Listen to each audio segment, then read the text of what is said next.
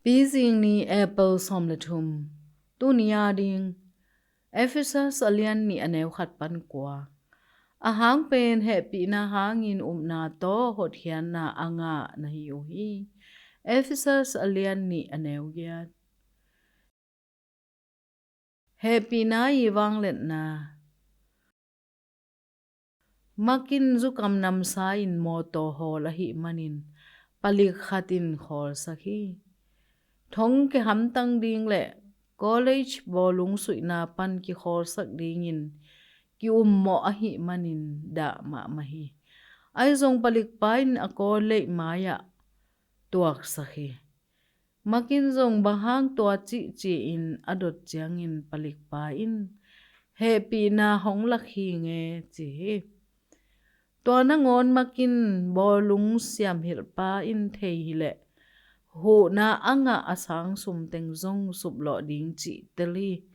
to hangin a jing chiang ki mol ki sin hitte asya pa in sama lau sem hi alamdan na khata asya pa in zanita ka thup yang teng theing a hi zong happy na hong lakhing chi hi to pana asya pa in ni pi ni chang biakina ki khom ding in zon hi amai ni pi ni biakina mak pai tak pi hi pasta pan bang thu gen ding a hi yam 80 kilom ki tuak lo hi lai tak ma a hot hian na hongguan jesu thu ma a hi makin thu hil na tela tuani ma in to pa jesu hon pa gum pa in sangin anun tak sung ton tung pasian na semi to hin nunga ki po hun piak ding akisam te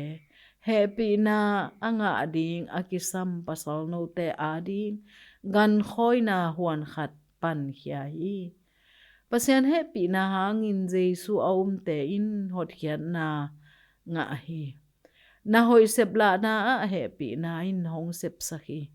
to pen singlam te tunga jesu ki pum piang na khut toy a hi manin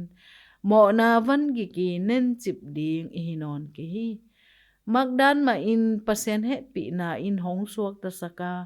aching tak nun tak na hong pia hi jesu hon pai ni sana ki pan happy na i wang let na in hong suak ta sakhi nanun tak na sunga pasian happy na bang chimu khak na yam to pen bang chila khiat ding na yam kongit pasian ke ading happy na atampi nong piak manin kanuam hi